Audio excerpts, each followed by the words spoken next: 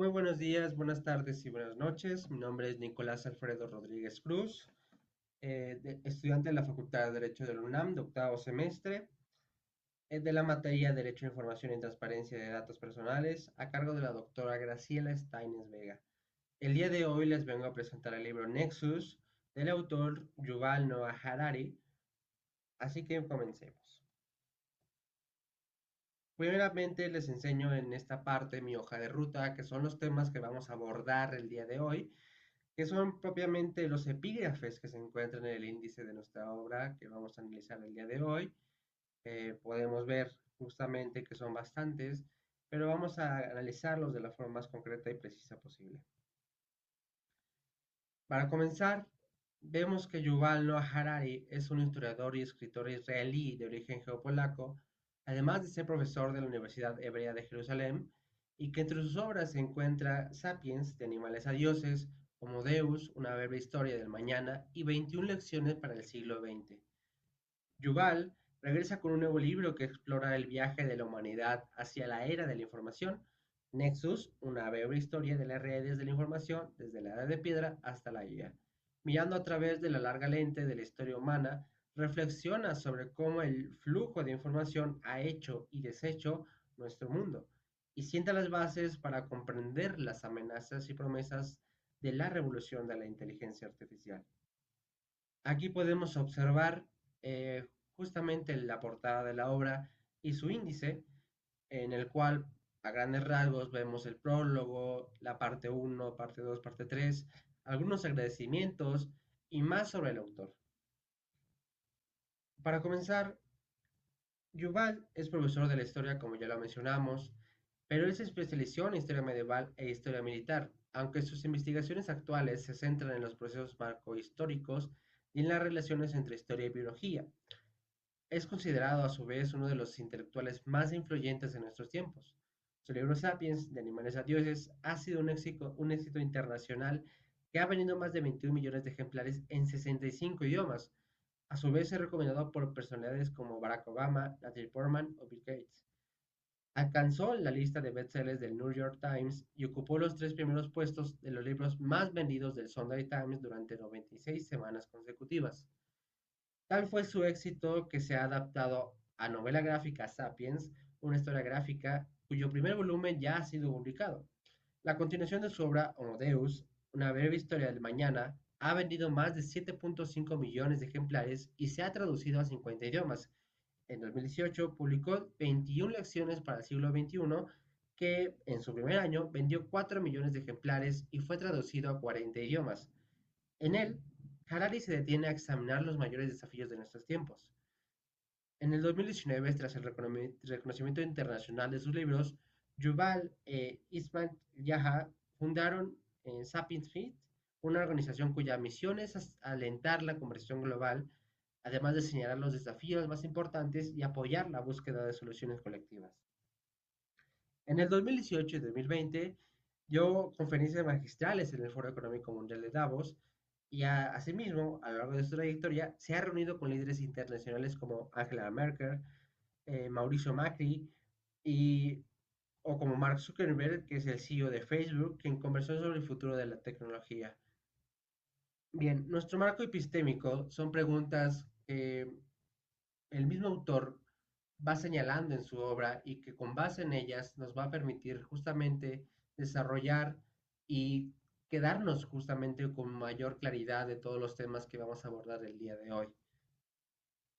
Como primer punto tenemos democracias, podemos mantener todavía una conversación. Vemos que la red basada en ordenadores es un nuevo tipo de burocracia mucho más potente e inalcanzable que cualquier burocracia de base humana que hayamos conocido. Si bien los beneficios que esta red puede ofrecer son enormes, eh, también existen aspectos negativos, como, vaya, como lo menciona el autor, estos podrían acabar con la civilización humana. Cada vez que ha aparecido una tecnología nueva y potente, ha surgido el temor de que pudiera conducir esta al apocalipsis. Sin embargo, pese a esas ideas, nosotros aquí seguimos. Cuando la tecnología industrial empezó a extenderse a nivel global en el siglo XX, en el siglo XIX, removió los cimientos económicos, sociales y políticos tradicionales. y abrió el camino para crear sociedades totalmente nuevas que pudieran ser más prósperas y pacíficas. Si bien un experimento costoso fue el imperialismo moderno, el cual, si bien la revolución industrial se originó en Gran Bretaña a finales del siglo XVIII, durante el siglo XIX otros países europeos, desde Bélgica hasta Rusia, así como Estados Unidos y Japón, adoptaron tecnologías y métodos de producción industriales. Los pensadores imperialistas, los políticos y los partidos de estos países industriales afirmaban que la única sociedad industrial viable era un imperio. Eh, Estos argumentos se basaban en que, a diferencia de las sociedades agrarias, más o menos autosuficientes, las nuevas sociedades industriales dependían de gran medida de mercados y de materias primas extranjeras, y que esto, vaya, y que en un solo imperialismo podría satisfacer estos apetitos sin precedentes. Pero si nosotros ignoramos un momento el daño progresivo al ambiente, podemos consolarnos con la idea de que con el tiempo los humanos o la humanidad en general ha aprendido a construir sociedades industriales un poco más benévolas. Si bien las conquistas imperiales, las guerras mundiales, los genocidios y los regímenes totalitarios fueron experimentos lamentables que enseñaron a la humanidad a cómo no hacer las cosas, esta podría afirmarse que a finales del siglo XX la humanidad lo empezó a hacer un poco mejor. Pero aún así el mensaje para el siglo XXI es desalentador. Si la humanidad necesitó que le enseñaran lecciones tan terribles para aprender a gestionar la energía del vapor y el telégrafo, ¿cuál sería el coste de aprender a gestionar la bioingeniería y la IA? ¿Acaso hemos de pasar por otro ciclo de imperios globales, regímenes totalitarios y guerras mundiales con el fin de aprender a usarlas de manera benévola? Las tecnologías del siglo XXI son mucho más poderosas y estas puede que mucho más destructivas que las del siglo XX. Por lo tanto, tenemos mucho menor margen de error. Si bien en el siglo XX podemos decir que la humanidad obtuvo con una nota suficiente baja en una asignatura de empleo de la tecnología, como justo para probar, en el siglo XXI el nivel de exigencia que se debe tener es bastante alto. Pero esta vez debemos nosotros como humanidad hacerlo mucho mejor. A finales del siglo XX ya se había hecho evidente que el imperialismo, el totalitarismo y el militarismo no eran la manera ideal de construir sociedades industriales. A pesar de todos sus defectos, la democracia liberal, que es este punto que vamos a hablar, el 1.1, la vía democrática, ofrecía una vía mejor, ¿no? La gran ventaja de la democracia liberal es que posee mecanismos de autocorrección sólidos que limitan los excesos del fanatismo y conservan la capacidad de reconocer nuestros errores y probar diferentes recursos de acción. Si bien una amenaza puede ser la inexorabilidad de la nueva red informática, que esta aniquile nuestra privacidad y nos castigue o recompense, no solo por lo que hacemos y decidimos, sino incluso por todo lo que pensamos y sentimos. Pero con el fin de proporcionar a los ciudadanos más seguridad y una mejor asistencia sanitaria, sin socavar la privacidad ni la autonomía propia, las democracias pueden optar por hacer uso de sus nuevos poderes de vigilancia de una manera muy limitada. La nueva tecnología no tiene por qué ser un cuento moral en que cada manzana dorada contenga las semillas del desastre. A veces la gente piensa en que la nueva tecnología como una opción binaria de todo o nada, ¿no? Si queremos una mejor atención sanitaria, hemos de sacrificar nuestra privacidad, pero no tiene por qué ser así. Podemos incluso obtener una mejor atención sanitaria y aún así conservar cierta parte de nuestra privacidad. Aunque los expertos puedan dedicar carreras enteras a cuestionar hasta el más mínimo detalle, es muy importante que los demás comprendamos que existen principios fundamentales que pueden y deben seguir las democracias, que estos principios no son nuevos, son principios que están aquí desde hace siglos, incluso desde hace milenios, que nosotros como ciudadanos debemos de exigir que se apliquen a las nuevas realidades de la era de los ordenadores, ¿no? Esta nueva tecnología. Tenemos como primer principio el de la benevolencia, Como segundo principio, la descentralización. Tercer principio, mutabilidad. Un cuarto y último principio, cambio y el descanso. Aquí podemos ver justamente uno de los ejemplos de los beneficios de la descentralización, ¿no? Tenemos que es mayor privacidad y seguridad, tenemos más control sobre los datos personales, una mayor libertad de expresión, aumento de la innovación y el empoderamiento financiero. El ritmo de la democracia, vemos que la vigilancia no es la única amenaza de que las nuevas tecnologías de la información plantean, eh, sino que existe una segunda, ¿no? ¿Qué es la automatización? ¿No? Que esta cabe por desestabilizar el mercado laboral y que existe una tensión resultante que pueda socavar la democracia. Además de un tercer supuesto que es algo erróneo que tenemos, es que pensemos que los ordenadores no puedan sustituir a los humanos en tareas que sean justamente como precisas en la inteligencia emocional, ya sea como la materia de la psicología o la enseñanza. Sin embargo, este supuesto depende de a qué nos referimos nosotros con inteligencia emocional. Si nos referimos a la capacidad de identificar emociones correctas y de reaccionar a ellas de manera óptima, entonces los ordenadores bien pueden superar a los humanos en la inteligencia emocional, porque al fin de cuentas las emociones también son patrones. La IA no tiene emociones propias, pero puede aprender a reconocer estos patrones en humanos. Y en realidad, los ordenadores pueden reconocer emociones humanas mejor que los propios humanos, precisamente porque no tienen emociones. Hacíamos que nos comprendan, que nos comprendan, pero es habitual que los otros humanos no entiendan cómo nos sentimos, porque justamente la humanidad siempre ha estado más preocupada en lo que nosotros mismos sentimos. ¿No? Pero ¿qué pasaría en un supuesto eh, en el que las personas cristianas, en el cristianismo, cómo se sentirían estas personas si un robot o una inteligencia artificial oficiara una ceremonia nupcial? En las bodas cristianas tradicionales, las tareas de los sacerdotes pueden automatizarse con facilidad. Lo único que el robot o la inteligencia artificial tiene que hacer es repetir una serie de invariables de textos y gestos, además de imprimir un certificado y poner al día una base de datos central, ¿no? Entonces, puede ser que los chatbots y las IAs no tengan sentimientos propios, pero ahora se los adiestra para generar sentimientos en los humanos y para entablar relaciones íntimas con nosotros.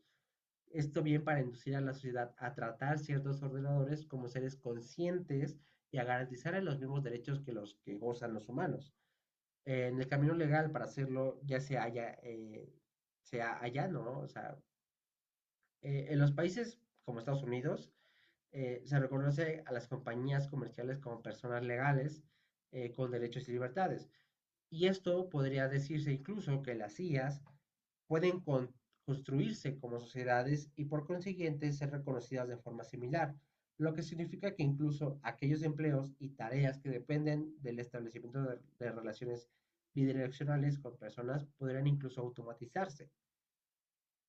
El suicidio conservador, vemos que las políticas democráticas de la década del 2010 y 2020 han experimentado justamente un cambio radical que se manifiesta en lo que se puede como describir como la autodestrucción de los partidos conservadores. Durante muchas generaciones, la política democrática consistió en un diálogo entre partidos conservadores a un lado y partidos progresistas al otro, contemplando el complejo sistema de la sociedad humana. Pero los progresistas gritaban, y citamos textualmente el texto de Yuval, esto es un caos, pero sabemos cómo arreglarlo. Dejadnos probar los conservadores de que estaban diciendo, es un caos, pero todavía funciona. Dejadlo estar. Si intentamos arreglarlo, solo haréis que las cosas empeoren. Pero, ¿qué es incomprensible? Para que funcionen los mecanismos de autocorrección democráticos, se necesita entender aquello que se supone que se debe de corregir. Pongamos ejemplo, para una dictadura la incomprensión es inútil, porque protege el sistema, porque proteger el régimen de la necesaria rendición de cuentas, pero para una democracia la incomprensión es letal. Si los ciudadanos, legisladores, periodistas y jueces no pueden entender cómo funciona el sistema burocrático del Estado, no podrán supervisarlo y perderán la fe en él.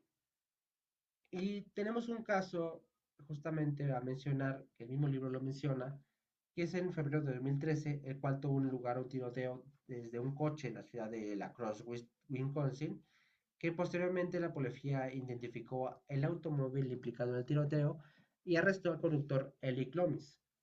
Loomis, él negó ser el autor intelectual de estos disparos, pero confesó ser culpable de dos cargos menores, que fue el intento de huida y la colisión de un vehículo motor sin el consentimiento del propietario. Cuando el juez tuvo que dictar una sentencia, consultó un algoritmo llamado Compass, que en Wisconsin y en otros estados de Estados Unidos usaban para entonces para determinar el riesgo de reincidencia. Pero este algoritmo consideró a Loomis como un individuo de alto riesgo propenso a cometer más delitos en el futuro. Y dicho análisis del algoritmo influyó en el juez que condenó a Loomis a 6 años de prisión, que fue un castigo duro por los delitos relativamente menores que estaba admitiendo. Aduciendo que el juez había violado su derecho a un juicio, Loomis apeló al Tribunal Supremo de Wisconsin, pero ni el juez ni el Loomis conocían los criterios que había seguido el algoritmo Compass para realizar su análisis y además cuando Loomis solicitó una explicación detallada, la petición fue denegada, ¿no? Y justamente vemos esta parte del derecho de la explicación, ¿no? Los ordenadores están tomando cada vez más decisiones sobre nosotros. Unas rutinas, unas rutinarias justamente y otras que pueden cambiar la vida. Además de influir en cuestiones como la pena de cárcel que se pone a un ciudadano, estos algoritmos también pueden ofrecernos una plaza en un instituto, darnos un empleo, proporcionarnos prestaciones sociales o concedernos un préstamo. Asimismo, estas contribuyen a determinar qué tipo de tratamiento médico recibimos, a cuánto asciende la prima de nuestro seguro, qué noticias escuchamos y quién nos proporciona una cita. Pero, ¿puede este derecho cumplirse en la práctica? Uno, un gran autor, justamente mencionamos Mufasa Saliman, que es un experto mundial en este tema, ¿no? Él es cofundador y exdirector de DeepMind, una de las empresas de IA más importantes del mundo, que es responsable de desarrollar el programa de AlphaGo, entre otros logros. Pero AlphaGo se diseñó para jugar al Go, un juego de estrategias en el que dos jugadores se disputan un territorio inventado en la antigua China, que es bastante complejo, un poco más que el ajedrez. Pero en consecuencia, incluso después de que fuera capaz de derrotar a un campeón mundial de ajedrez, los expertos siguieron creyendo que un ordenador jamás vencería a un humano en el Go. Pero justo en el auge de la inteligencia ajena e insonable, esta socava la democracia. Si nuestras vidas dependen cada vez más de las decisiones de una caja negra cuya comprensión y cuestionamiento quedan fuera del alcance de los votantes, la democracia dejará de funcionar. En concreto, ¿qué pasará cuando unos algoritmos insondables tomen decisiones de importancia no solamente acerca de la vida propia de un individuo, sino también acerca de cuestiones de interés general? Ponemos el ejemplo como la tasa de interés de una Reserva Federal, ¿no? Pero precisamente esta es la manera en que los algoritmos evalúan nuestro potencial delictivo o nuestra solvencia. Pero cuando se trata de dar explicaciones, esto justamente crea un obstáculo, ¿no? Que puede llegar a ser insuperable. Porque ¿cómo puede una mente humana analizar y evaluar una decisión tomada sobre la base de tantísimos puntos de referencia? Bien podríamos pensar que el Tribunal Supremo de Wisconsin, en este caso, tendría que haber tenido la obligación eh, de revelar justamente estos criterios que se dio Compass para poder decidir o bajo qué criterio él decidió que Lomis era una persona de alto riesgo. Pero si ésta se hubiera revelado todos los datos, ¿podría Lomis o el tribunal haberlos interpretado? Y justamente esto plantea la pregunta de cómo podemos estar seguros de que el algoritmo investigador es fiable. En último término, no hay una solución estrictamente tecnológica a este problema recurrente. Con la independencia de la tecnología que desarrollemos, nosotros tendremos que mantener instituciones burocráticas que auditen a los algoritmos y les concedan el sello de aprobación. Pero dichas instituciones combinarían tanto capacidades humanas e informáticas para asegurarse de que los nuevos sistemas algorítmicos son seguros e imparciales. Sin estas instituciones, por mucho que nosotros aprobemos leyes que concedan a los humanos o a la humanidad en general el derecho a una explicación y por muchas normas o normativas contra los prejuicios de los ordenadores que pongamos en marcha, ¿quién podría garantizar el cumplimiento de dichas leyes y normativas? Para investigar justamente los algoritmos, las instituciones reguladoras necesitarían no solamente analizarlos, sino también traducir sus descubrimientos en relatos que los humanos pueden entender. De lo contrario, nosotros nunca llegaremos a confiar en dichas instituciones y en cambio podríamos depositar nuestra fe en teorías conspirativas y en líderes carismáticos, ¿no? Pero el hecho de que los ordenadores sustituyen cada vez más a los burócratas y a los creadores de mitos humanos, esto daría lugar a un cambio aún más profundo en la estructura del poder, porque para nosotros sobrevivir a estas transformaciones, la democracia necesitará no solamente de dotarse de instituciones que les permitan examinar a fondo estas nuevas estructuras y tecnologías, sino también de artistas capaces de explicar las nuevas estructuras de manera accesible y justamente lo menciona el autor, una forma entretenida. eh, Hacemos alusión justamente a esta parte para que sea un poco más entendible, ¿no? Y justo algo que nos pone en un ejemplo muy entretenido, justamente como lo menciona, es el caso de un ejemplo exitoso que podemos encontrarlo en Caída en Picada, así es el nombre del capítulo, de la serie de ficción Black Mirror. Esta serie, lo que prácticamente se desarrolla en ella es la protagonista, ella tiene, al igual que los demás, una serie de puntajes que le aparecen justamente como a los ojos en la parte de frente y tienen un telefonito, el cual, como si fuera Uber, le ponen estrellas, ¿no? Y aquí lo que podemos apreciar en esta serie es justamente que el estatus es con base en las estrellas o en el número de puntos que tenga, ¿no? El 5 me parece que era el mayor, el que tenía el mayor estatus, y de ahí va bajando, ¿no? Y vemos justamente que existen conflictos cuando las personas empiezan a bajar de puntos, les dan una mala nota, una mala recomendación, o les ponen una o dos estrellas, que esto prácticamente les perjudicaría mucho. Y vemos justamente el caso de la protagonista, ¿no? Ella quería comprarse una casa, pero necesitaba dos puntos solamente para poder adquirir esa casa. Intentó de todas las formas posibles intentarse llevar mejor con las personas, eh, llevar obsequios, hablar con ellos, pero eso poco a poco, la insistencia, le provocó que justamente el efecto contrario, que es lo que vemos justamente en el título, ¿no? Que hay una caída en picada, porque una vez que estaba hasta arriba, lo único que hizo fue bajar. Y de ahí lo que provocó, justamente como vemos en esta imagen, una locura total. ¿Por qué? Porque al final de cuentas lo que ella buscaba era justamente tener dos estrellas más a lo que ya tenía, sin embargo todo fue al contrario y terminó justamente en una puntuación muy baja, lo que le perjudicó bastante, pero a la vez al final de esta serie ella elimina justamente esta parte de su sistema y ve el mundo como en otros ojos, ¿no? Entonces, en esta parte de caída en picado, vemos cómo una persona con la inteligencia artificial puede estar en una cima, pero de la nada, por esa misma inteligencia artificial, caer en picada. Ahora, existe una anarquía digital que, aunque la nueva red informática plantea una amenaza definitiva para las democracias, en lugar de un totalitarismo digital que podría promover una anarquía digital, la naturaleza descentralizada de las democracias y sus sólidos mecanismos de autocorrección proporcionan un escudo contra el totalitarismo, pero también dificultan la tarea de asegurar el orden. Entonces, para funcionar, una democracia tiene que cumplir con dos condiciones.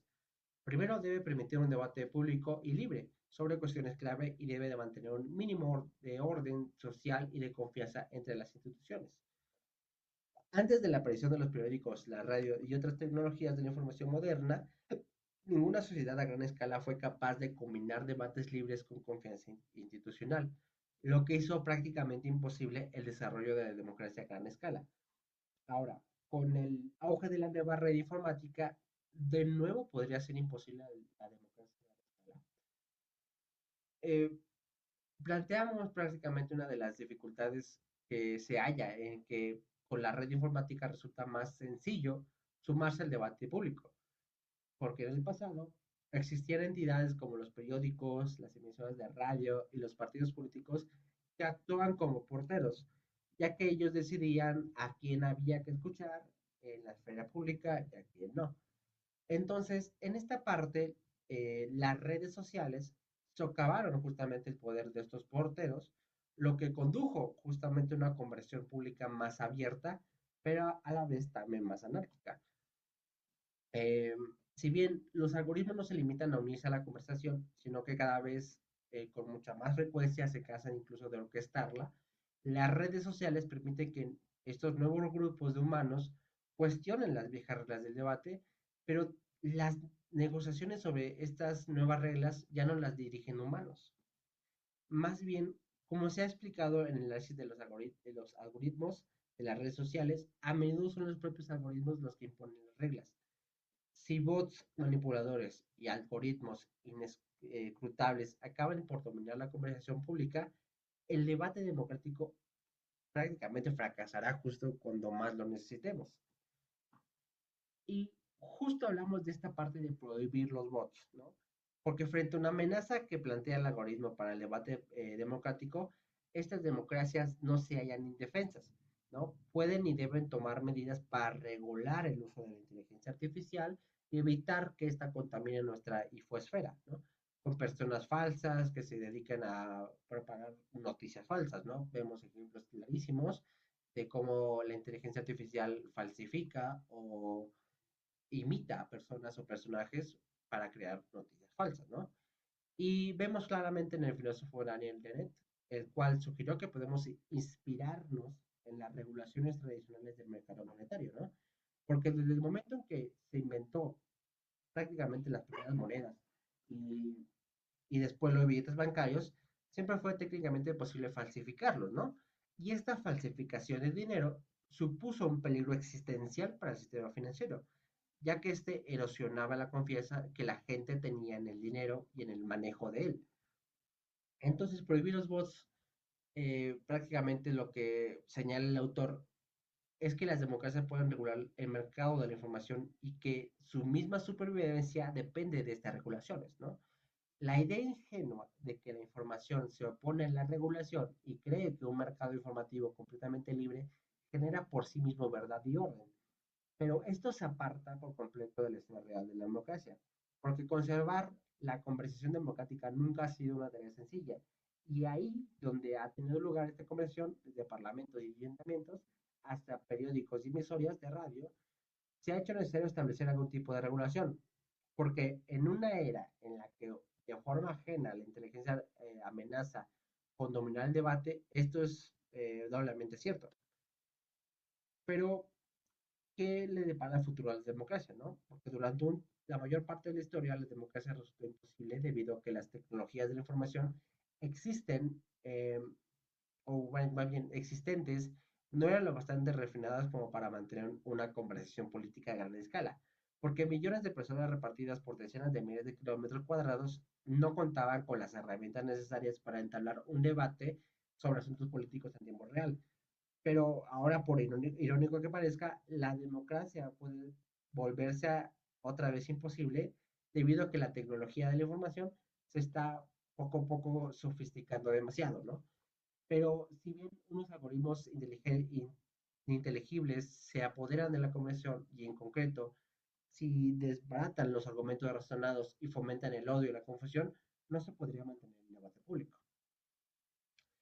Pero son muchos los que señalan con el dedo a los algoritmos de las redes sociales, ya que hemos explotado el impacto divisorio de estas redes. Justo él lo explota en bastantes capítulos de su libro, pero a pesar de las evidencias irrecusables que se tiene que haber otros factores en juego, ¿no? Lo cierto es que aunque estemos nosotros asistiendo al desmoronamiento de la red de información democrática, no podemos estar muy seguros de por qué está sucediendo. Pero esta en sí misma es una de las características de nuestro tiempo, ¿no? Las redes sociales de información han adquirido un grado de complejidad y se basa en un número tan alto de decisiones algorítmicas opacadas por la toma de decisiones intercomputacionales que a los humanos nos resulta justamente muy difícil de contestar, siquiera la más esencial de las preguntas del por qué estamos discutiendo. Pero volvamos a este punto del totalitarismo, ¿no? O sea, todo el poder para los algoritmos.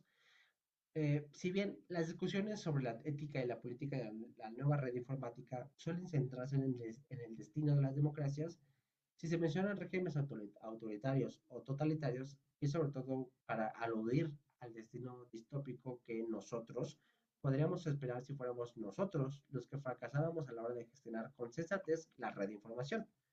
Porque la tecnología de la información disponible en épocas premodernas hizo que tanto la democracia como el totalitarismo a gran escala fueran impracticables, ¿no?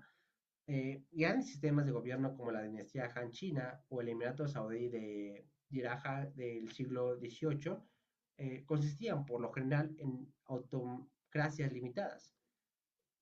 Pero la idea de concentrar toda la información y el poder en un mismo punto que fue justamente el talón de Aquiles de regímenes totalitarios en el siglo XX, podría convertirse en esta desventaja decisiva en la era de la inteligencia artificial, porque al mismo tiempo, como se ha enseñado en capítulos anteriores, como lo mencionó capítulos anteriores eh, Calabi, podría esta IA facilitar la implementación de sistemas de vigilancia total por parte de los regímenes totalitarios, lo que casi sería imposible de cualquier forma de resistencia, ¿no? Pero algunas personas creen que la cadena de bloques podría proporcionar un control tecnológico sobre estas tendencias totalitarias, ¿no? Porque la cadena de bloques tiene un carácter intrínsecamente democrático y hostil al totalitarismo. Pero a pesar de que la IA puede ayudar de diversas maneras a la consolidación del poder central, los regímenes autoritarios y totalitarios también tienen problemas con ella. Por eso existe este título de cárceles para bots. Porque el primero y más importante es que las dictaduras carecen de experiencia a la hora de controlar agentes inorgánicos, porque cualquier red de información despótica se basa en el terror, pero los ordenadores no temen que los desgraciados no los maten, ¿no? Y este es el problema del ajuste del estilo ruso, ¿no? Los ingenieros humanos de Rusia pueden afanarse a crear una IA que se ajuste totalmente al régimen, pero dada justamente la capacidad de los humanos y de la inteligencia más bien para aprender y cambiar por sí misma es, o sea, cómo podrían garantizar estos ingenieros humanos que la IA no generará o más bien no irá en contra del régimen o degenerará hacia formas ilícitas. Vaya, desde luego las democracias se enfrentan a problemas análogos con los chatbots que dicen cosas incómodas o plantean preguntas peligrosas, ¿no? ¿Qué ocurriría, por ejemplo, si a pesar de los tremendos esfuerzos de los ingenieros de Microsoft o Facebook, su chatbot empezara a producir insultos racistas, ¿no? La desventaja de las democracias es que gozan de un margen de maniobras mucho mayor a la hora de tratar con estos algoritmos que están fuera de control, porque los bots residentes, o más bien disidentes, supondrán un reto mayor para los regímenes totalitarios, cuyos armarios esconden cementerios enteros y que muestran una tolerancia nula hacia las críticas. Pero a la larga, es probable que los regímenes totalitarios se enfrenten a un peligro todavía mayor. En lugar de criticarlos, un algoritmo podría controlarlos, ¿no? Y vemos justamente esta parte de una toma algorítmica del poder. Porque por lo general, a lo largo de la historia, la mayor amenaza de los autócratas ha procedido de sus propios subordinados.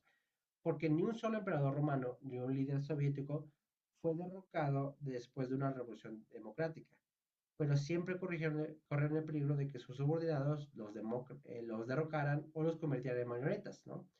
Si un autócrata del siglo XXI concede demasiado poder a los ordenadores, estos bien podrían convertirlos en su marioneta. Lo último que un dictador querría es crear algo más poderoso que él o ser presa de una fuerza que no sabe controlar. Porque si los algoritmos llegaran a desarrollar capacidades como las del experimento mental, las dictaduras serían mucho más vulnerables a la toma del poder, por parte de los algoritmos que las democracias. Incluso a una inteligencia super maquiavélica le resultaría difícil adueñarse de un sistema democrático cuyo poder estuviera repartido como en Estados Unidos. Porque aunque la IA lograra manipular al presidente, aún tendría que enfrentarse a la oposición del Congreso, al Tribunal Supremo, a los gobernadores de distintos estados, a los medios de comunicación, pero principalmente a compañías y a diversas ONGs, ¿no? Entonces, ¿cómo podría lidiar el algoritmo con, por ejemplo, la oposición de un Senado? Y vemos un caso justamente paradigmático, lo que encontramos en el emperador romano Tiberio, que se convirtió en el título de Lucio Helios Sejano, que era el comandante de la Guardia Pretoriana, que prácticamente el estilo de Tiberio ilustra el delicado equilibrio de que todo dictador aspira como a conseguir, ¿no? Tiene información, vemos esa parte que está la información, todo el poder que tenía este Sejano, que va justamente a Sejano, y de Sejano prácticamente él manipula a Tiberio, ¿no? Vemos prácticamente que el esquema que está aquí es muy, muy claro en ese aspecto. Ahora, el dilema del dictador, ¿no? Vemos que en los próximos años los dictadores de nuestro mundo deberán hacer frente a problemas mucho más urgentes que la toma del poder por parte de los algoritmos, porque en la actualidad no hay ya capaz de manipular regímenes a esta escala, ¿no?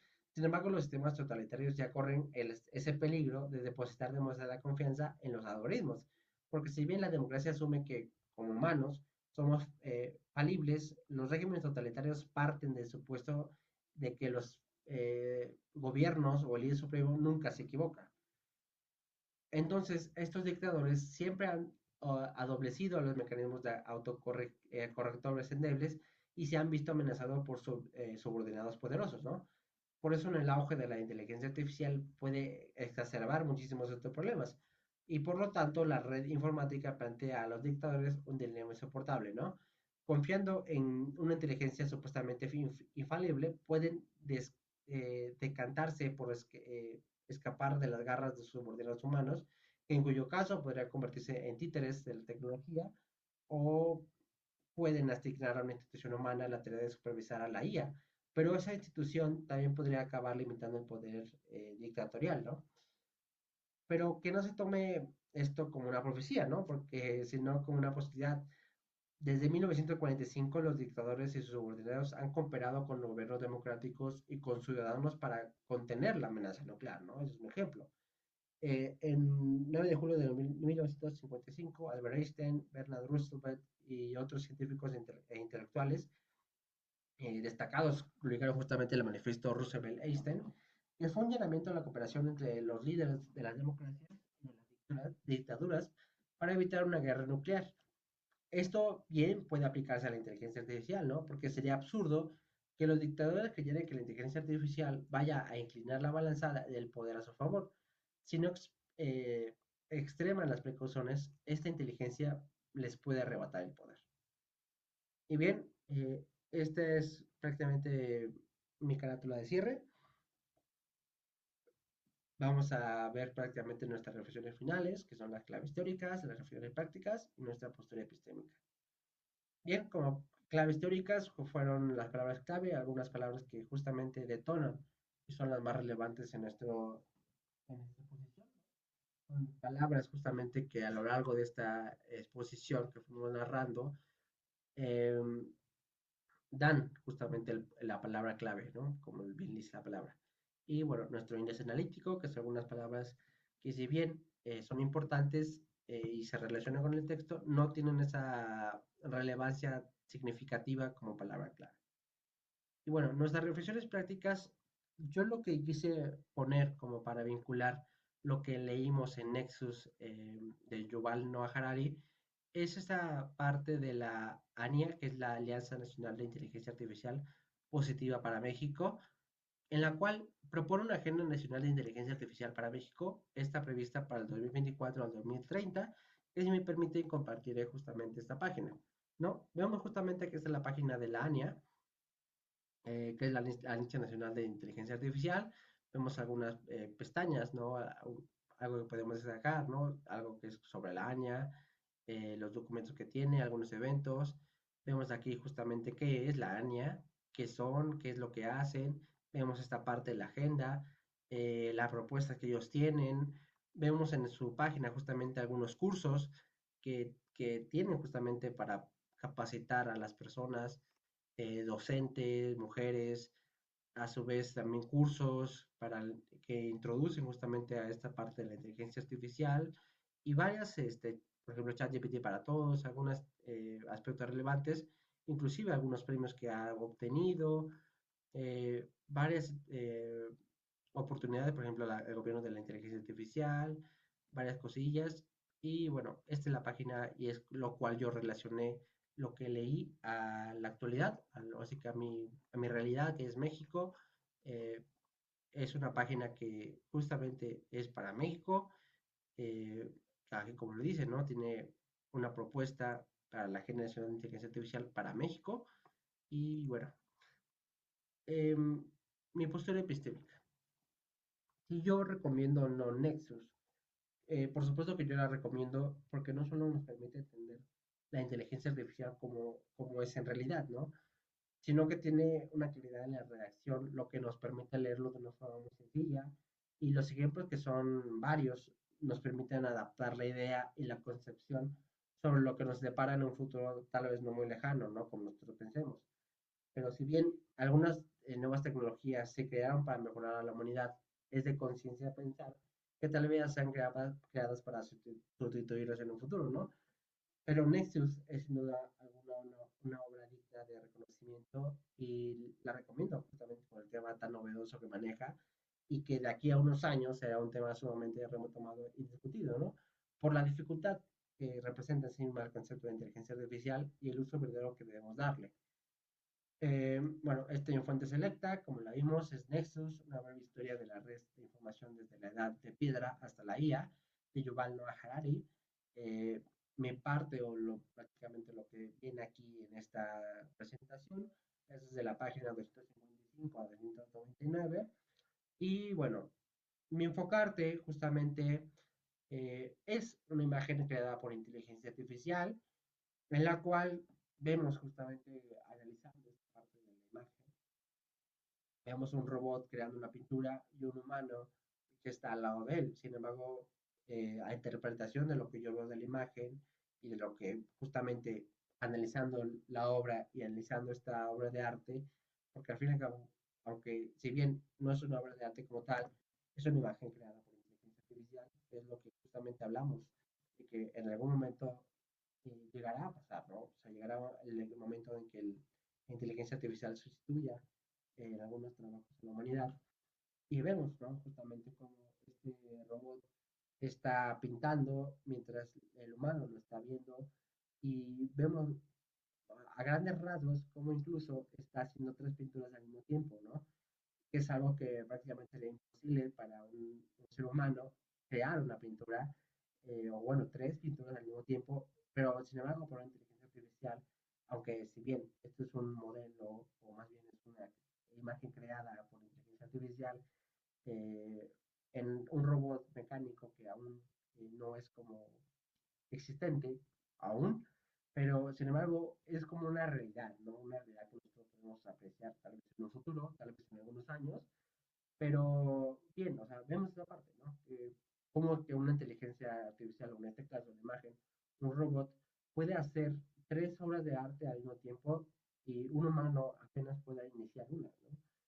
Y bueno, esto ha sido todo por mi parte. Yo les agradezco muchísimo su atención y justamente divulgar el presente material. No se mencionar antes que el presente trabajo se realizó en el Seminario Constructivista y el Aula Jurídica Virtual, bajo la supervisión y estructura y fuentes de la catedrática Graciela Steiner. Por mi parte ha sido todo. Muchísimas gracias.